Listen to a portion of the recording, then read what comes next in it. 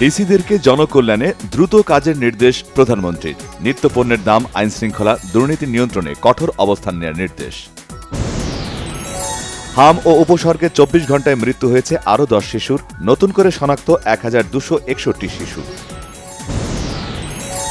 এখনও পর্যন্ত দেশের ৮১% শিশুকে হামের টিকা দেওয়া হয়েছে জানিয়েছেন স্বাস্থ্যমন্ত্রী। গণমাধ্যম নিয়ন্ত্রণ করবে না সরকার, চেষ্টা করবে সাংবাদিকদের পেশাগত নিরাপত্তা নিশ্চিতের, জানিয়েছেন তথ্যমন্ত্রী জহিরুদ্দিন স্বপন।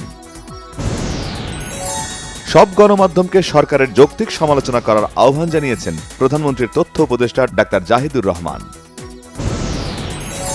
মুক্ত গণমাধ্যম দিবসে সুপ্রিম কোর্ট রিপোর্টার্স ফোরামের উদ্যোগে কালো কাপড় পরে মানববন্ধন করেছেন আদালতে কর্মরত সাংবাদিকরা।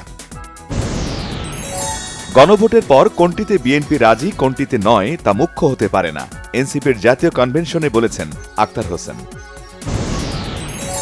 পরমাণু দিয়ে বিদ্যুৎ উৎপাদনে যাত্রা শুরু হলেও জাতীয় গ্রিডে সরবরাহ নিরাপত্তা নিশ্চিত সহ রূপপুর বিদ্যুৎ কেন্দ্রের কিছু চ্যালেঞ্জ দেখছেন বিশেষজ্ঞরা। সুনামগঞ্জে হাওর জুড়ে ধান শুকানোর কর্মযজ্ঞে কৃষাণীরা। ব্রাহ্মণবাড়িয়ায় হাওরের পানি বেড়ে তলিয়ে গেছে আরও ২০০ হেক্টর জমির ধান। সিলেটের দক্ষিণ সুরমায় ট্রাক পিকআপ মুখোমুখি সংঘর্ষে ৮ নির্মাণ শ্রমিকের করুণ মৃত্যু। চাঁপাইনবাবগঞ্জে ট্রাক চাপায় শ্যালক ভগ্নিপতি নিহত। জুলাই গণ অভ্যুত্থানে রাজধানীর মোহাম্মদপুরে ছাত্রদল কর্মী আশিককে হত্যা চেষ্টা মামলায় শেখ হাসিনা ও ওবায়দুল কাদের সহ ৪০ জনের বিরুদ্ধে চার্জশিট। চাঁদাবাজ যে দলেরই হোক আইনের আওতায় আনা হবে, কোনো তদবিরে কাজ হবে না, জানিয়েছেন ডিএমপির ভারপ্রাপ্ত কমিশনার মোহাম্মদ সরওয়ার।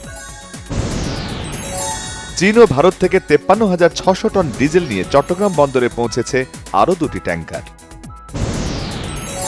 মৌলভীবাজারের শ্রীমঙ্গলে ফজরের নামাজের সময় মসজিদের ভেতরে এক মুসল্লিকে কুপিয়ে হত্যা। যুক্তরাষ্ট্রে হত্যার শিকার বাংলাদেশি শিক্ষার্থী লিমনের দেহাবশেষ দেশের পথে। ইরানের সবশেষ শান্তি প্রস্তাব গ্রহণের সম্ভাবনা ক্ষীণ, জানিয়েছেন ট্রাম্প। চুক্তি নয়তো যুদ্ধ, যে কোনো একটি বেছে নিতে যুক্তরাষ্ট্রকে হুমকি আইআরজিসির। ট্রাম্পের নিষেধাজ্ঞার তালিকায় থাকা বেশ কয়েকটি দেশের নাগরিকদের জন্য মার্কিন প্রশাসনের কঠোর নীতিমালা প্রত্যাখ্যান করেছেন ম্যাসাচুসেটস এর ইউএস ডিস্ট্রিক্ট কোর্ট। ঘরোয়া ক্রিকেটের সবচেয়ে গুরুত্বপূর্ণ আসর ঢাকা প্রিমিয়ার ক্রিকেট লিগ শুরু হচ্ছে কাল। বাংলাদেশের বিপক্ষে ২ টেস্ট সিরিজ খেলতে ঢাকায় পাকিস্তান ক্রিকেট দল। ১৬ সদস্যের দলকে নেতৃত্ব দিচ্ছেন শান মাসুদ। রবীন্দ্র জয়ন্তী উপলক্ষে ৮-৯ মে মুক্তিযুদ্ধ জাদুঘর মিলনায়তনে ২ দিনব্যাপী জাতীয় রবীন্দ্রসঙ্গীত উৎসবের আয়োজন করতে যাচ্ছে রবীন্দ্রসঙ্গীত শিল্পী সংস্থা।